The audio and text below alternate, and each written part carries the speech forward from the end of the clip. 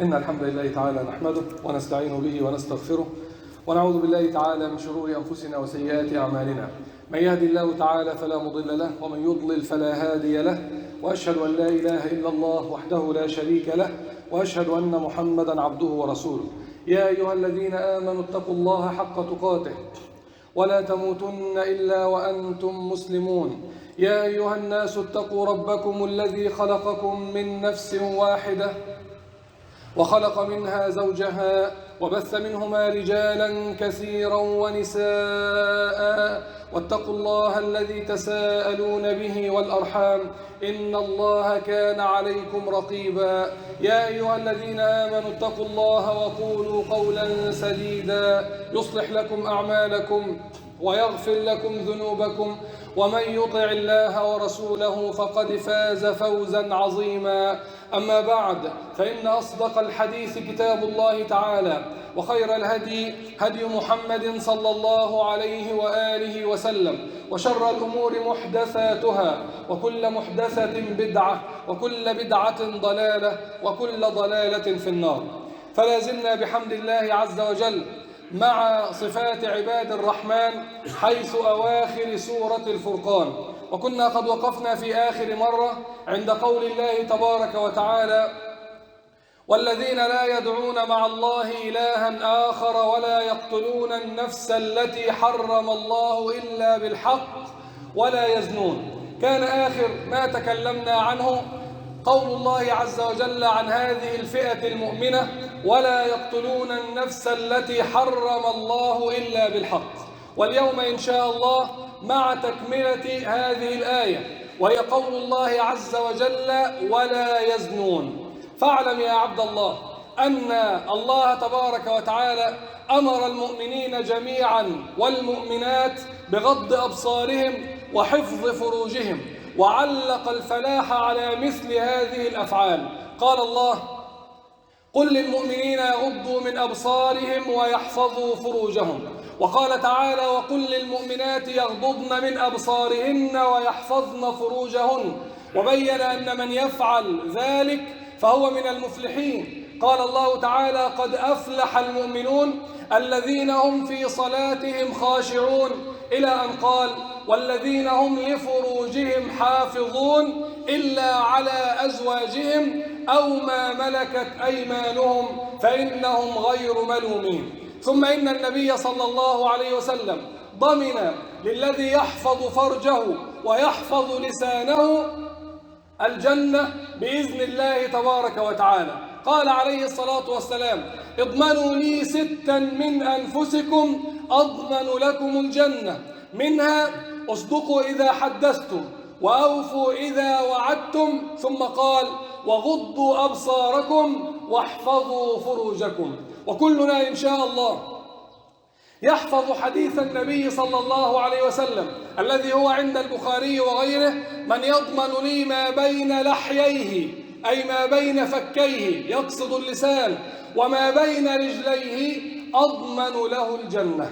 هذا عن تمهيد الله تبارك وتعالى وبيانه في حفظ هذا الأمر، حفظ الفرج وحفظ اللسان. ثم إن الله تعالى حذر تحذيرا شديدا وبالغ في هذا التحذير من الوقوع في هذه الجريمة النكراء، جريمة الزنا. قال الله تعالى: ولا تقربوا الزنا إنه كان فاحشة وساء سبيلا.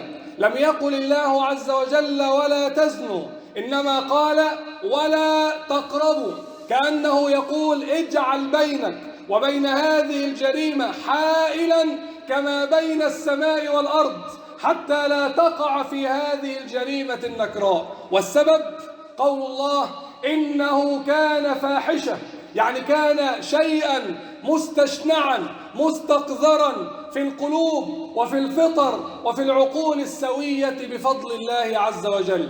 وساء سبيلا، يعني بئس السبيل سبيل من اعتدى على حرمات الله، بئس السبيل سبيل من زنى والعياذ بالله، فإن عاقبته إلى شر.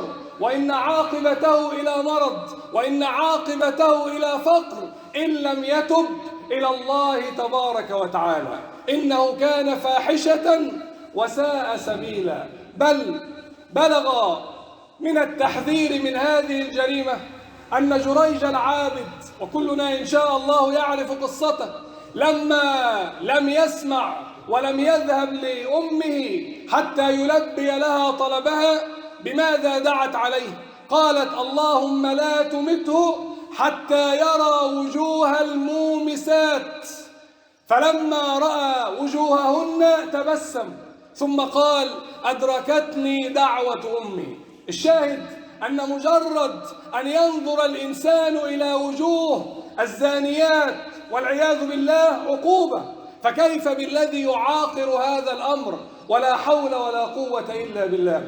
إن هذه الجريمة النكراء هي سبب في حدوث المشاكل، وسبب في حدوث الأمراض، وسبب في حدوث الزلازل والبراكين وخراب العالم. لا تستغرب، فإنها من علامات الساعة. قال عليه الصلاة والسلام كما عند البخاري: ليكونن من أمتي أقوام يستحلون الحرى. الحرى أي الفرج، يعني يستحلون الزنا والخمر والمعازف. وقال عليه الصلاة والسلام: إن من أشراط الساعة أن يرفع العلم، وأن يكثر الجهل، وأن يفشو الزنا، وأن يكثر شرب الخمر، وأن يقل عدد الرجال ويكثر عدد النساء. تخيل مجتمع يكثر فيه الزنا، ويكثر فيه شرب الخمر، ويقل فيه العلم، ويكثر فيه الجهل. كيف يكون حال هذا المجتمع؟ هذا مجتمع يؤذن بقدوم الساعة، بحدوث الخراب والعياذ بالله تبارك وتعالى. ولذلك نبينا عليه الصلاة والسلام بين أن هذه الجريمة قد تكون سببا في حدوث خراب للعالم كله. وتأمل هذا الحديث الجليل. النبي عليه الصلاة والسلام لما خسفت الشمس قام فصلى بالناس، ثم قال: إن هذه الآيات يرسلها الله تخويفا لعباده، وإنها لا تكون لموت أحد ولا لحياته. ثم قال عليه الصلاة والسلام: يا أمة محمد، ما من أحد أغير من الله أن يزني عبده أو أن تزني أمته. السؤال: لماذا ذكر النبي عليه الصلاة والسلام هذه الجريمة خصوصا بعد صلاة الكسوف أو الخسوف؟ الجواب: لأن حدوث هذه الجريمة وكثرتها مؤذن بخراب العالم والعياذ بالله تبارك وتعالى. بل إن نبينا عليه الصلاة والسلام أعلمنا أن مثل هذه الجرائم إذا كثرت تكثر الأمراض التي لم نسمع عنها من قبل، والتي ليس لها علاج إلا ما شاء الله. روى الإمام الحاكم وغيره بسند حسن عن عبد الله بن عمر رضي الله عنهما قال: أقبل علينا رسول الله صلى الله عليه وسلم ذات يوم فقال: يا معشر المهاجرين، 5 إذا ابتليتم بهن وأعوذ بالله أن تدركوهن. لم تظهر الفاحشة أي الزنا والعياذ بالله، لم تظهر الفاحشة في قوم قط حتى يعلنوا بها إلا فشى فيهم الطاعون والأوجاع التي لم تكن مضت في أسلافهم الذين مضوا. اسألوا الأطباء عن هذا الأمر، اسألوا الأطباء عن الأمراض التي تأتي من وراء هذه الجريمة، أمراض مستعصية ولا حول ولا قوة إلا بالله. لم تظهر الفاحشة في قوم قط حتى يعلنوا بها إلا فشى فيهم الطاعون والأوجاع التي لم تكن مضت في أسلافهم الذين مضوا. ولم ينقصوا المكيال والميزان إلا أخذوا بالسنين وشدة المؤونة وجور السلطان. ولم يمنعوا زكاة أموالهم إلا منعوا القطر من السماء ولولا البهائم لم يمطروا ولم ينقضوا عهد الله وعهد رسوله إلا سلط الله عليهم عدوا من غيرهم وما لم تحكم أئمتهم بكتاب الله ويتخيروا يعني يطلبوا الخير فيما أنزله الله إلا جعل الله بأسهم بينهم. الحديث ده المفروض يكتب ويبروز ويكون في المساجد حتى نعلم أين الداء وأين الدواء. البعد عن المعاصي وعن مثل هذه الكبائر هو صمام أمان لنا وللأمة جميعا. البعد عن الذنوب والمعاصي هو سبيل الفرج وسبيل التقدم والازدهار بفضل الله تبارك وتعالى. بل إن الزنا والعياذ بالله من أسباب عذاب القبر، من أسباب عذاب القبر. في صحيح البخاري وغيره عن سمرة بن جندب رضي الله عنه قال: كان النبي عليه الصلاة والسلام بعد صلاة الفجر يقول لأصحابه دائما: هل رأى أحد منكم الليلة رؤيا؟ فإذا رأى أحد الرؤيا قصها عليه فيؤولها له. قال: وإنه قال لنا ذات غداه إنه أتاني الليلة آتيان جبريل وميكائيل وإنهما ابتعثاني وإنهما قال لي انطلق. قال: فانطلقنا. قال: فأتينا على مثل التنور يعني الفرن. قال: وأعلاه ضيق وأسفله واسع. قال: وإذا فيه رجال ونساء عراه والعياذ بالله. قال: وإذا هم تأتيهم النار من أسفل منهم، فإذا أتتهم النار ضوضوا يعني صرخوا وصاحوا بأعلى صوتهم. قال: فيرتفعون. قال: فتخمد النار. قال: فيرجعون مرة أخرى ويظلون هكذا. توقد عليهم النار فيرتفعون ويصرخون، ثم إذا بهم لما تخمد النار ينزلون مرة أخرى. فتعجب النبي عليه الصلاة والسلام وقال: سبحان الله، ما هؤلاء؟ فقال لي: انطلق.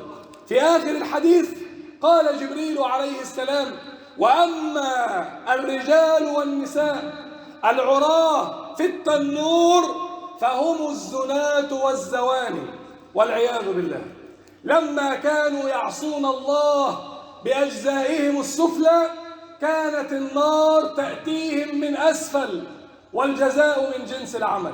ولما كانوا كل فترة يحدث أحدهم نفسه بالتوبة وأن يخرج من ضيق هذه المعصية وهذه الكبيرة إلى فضاء الطاعة والتوبة فتغلبه نفسه ويرجع إلى هذه الكبيرة، كانت النار أيضا تأتيه مرة بعد مرة فتوقد عليهم مرة ثم تخمد مرة، والجزاء من جنس العمل. الجزاء من جنس العمل. هذه الجريمة من أعظم وأفظع الجرائم التي يعير بها الإنسان مع أنه لا يعير بالكفر.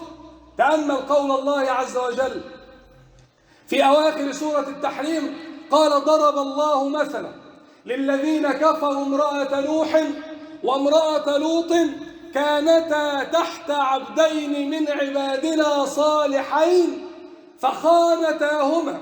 بعض الناس قد يقرأ هذه الآية أو يسمعها فيأتي إلى خاطره أنهما خانتا نبي الله عز وجل في الفراش. لا، ابن عباس رضي الله عنهما يقول: لم تزن امرأة نبي قط. طب إيه معنى فخانتاهما؟ قال: فخانتاهما في العقيدة وفي الدين وفي التوحيد، يعني كفر بالله عز وجل. والسبب في ذلك أن الإنسان يعير بالزنا ولا يعير بالكفر. تخيل، كلنا نعلم أبا جهل وأبا لهب وغيرهم من الكفار، هل عير أحدهم مرة بأنه كافر؟ أبدا. لكن إذا وقع أحدهم في الزنا يعير بهذه الجريمة والعياذ بالله. لذلك قال ابن عباس: لم تزن امرأة نبي قط، وهذا لعظم هذه الجريمة والعياذ بالله تبارك وتعالى. أقول قولي هذا وأستغفر الله لي ولكم. الحمد لله على إحسانه، والشكر له على توفيقه وامتنانه، وأشهد أن لا إله إلا الله وحده لا شريك له تعظيما لشانه، وأشهد أن محمدا عبده ورسوله الداعي إلى رضوانه صلى الله عليه وعلى آله وصحبه وخلانه. اعلم أن الزنا تتضاعف مفسدته ويتضاعف وزره إذا كان الإنسان يفعل شيئا من العظائم تقارن هذه الكبيرة، بمعنى أن مثلا من يزني بامرأة متزوجة أعظم بكثير ممن يزني بامرأة ليس لها زوج. لماذا؟ لأنه يتعدى على حرمة هذا الزوج ويفسد فراشه، بل وإذا حدث الحمل قد يحدث اختلاط للأنساب، فلذلك تضاعف عليه العقوبة والعياذ بالله تبارك وتعالى. طيب، فإذا كان هذا الذي يزني بامرأته يكون جارا له، يعني كانت امرأة جاره والعياذ بالله، فيتضاعف الإثم أعظم وأعظم وأعظم. اسمع، قال عليه الصلاة والسلام لأصحابه ذات يوم: أتدرون ما الزنا؟ قالوا: نعم يا رسول الله. قال: أتدرون ما مدى جرمه؟ قالوا: عظيم، حرمه الله وحرمه رسوله عليه الصلاة والسلام. فقال صلى الله عليه وسلم: لأن يزني الرجل ب10 نسوة أيسر عليه من أن يزني بامرأة جاره. أن يزني الرجل ب10 نسوة أيسر عليه من أن يزني بامرأة جاره، وذلك لعظم حق الجار. والنبي عليه الصلاة والسلام قال: والله لا يؤمن، والله لا يؤمن، والله لا يؤمن. قالوا: من يا رسول الله؟ قال: من لا يأمن جاره بوائقه، أي شروره، ولا بائقة أعظم من أن يستغفله وأن يزني بامرأته والعياذ بالله تبارك وتعالى. ولذلك سئل النبي عليه الصلاة والسلام: أي الذنب أعظم عند الله؟ قال: أن تجعل لله ندا وهو خلقك. قال: ثم أي؟ قال: أن تقتل ولدك خشية أن يطعم معك. قيل: ثم أي؟ قال: أن تزاني حليلة جارك والعياذ بالله. فالزنا بامرأة الجار من أعظم المصائب، وذلك أنه كان ينبغي أن يراعي حق الجيرة وأن يراعي حريمه وأن يتقي الله تبارك وتعالى فيه. إذا كان عنترة الجاهلي قبيل الإسلام كان يقول: وأغض طرفي إن بدت لي جارتي حتى يواري جارتي مأواها.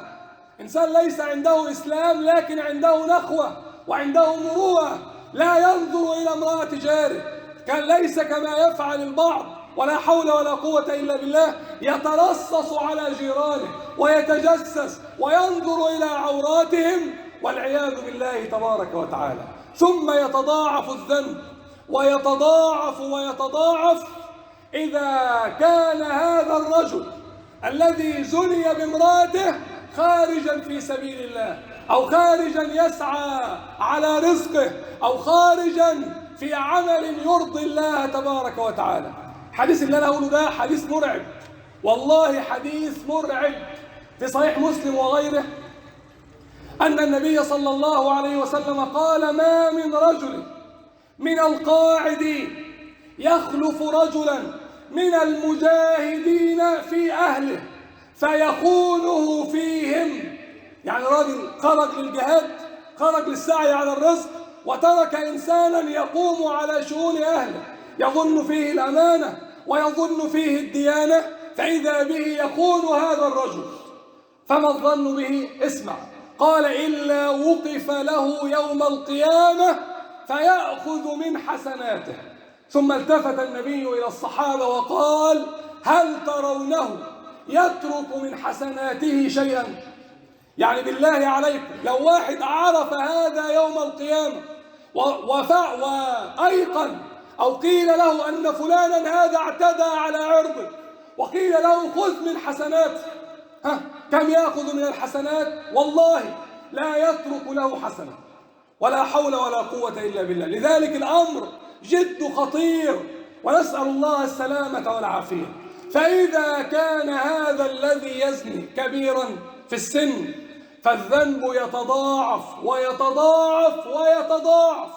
قال عليه الصلاة والسلام: ثلاثة لا ينظر الله إليهم يوم القيامة ولا يزكيهم ولهم عذاب أليم: شيخ زان، وملك كذاب، وعائل يعني فقير مستكبر.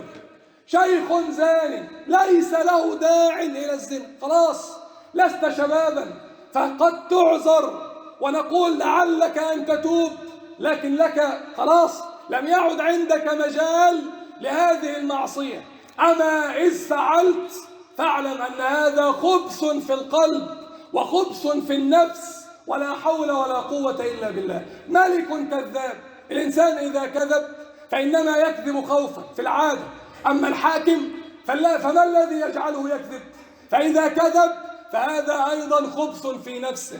وعائل مستكبر، العادة أن الذي يتكبر من معه المال، من معه السلطان، ولا حول ولا قوة إلا بالله. أما أن يأتي فقير ويتكبر فليعلم أيضا أن هذا خبث في نفسه. ولذلك كانت العقوبة أشد وأشد: لا ينظر الله إليهم ولا يزكيهم ولهم عذاب أليم. لا أريد أن أترك مكاني بدون أن أذكر أخيرا بأن من عصى الله مهما عصى لو زنى 1000 مرة ثم تاب الله عليه.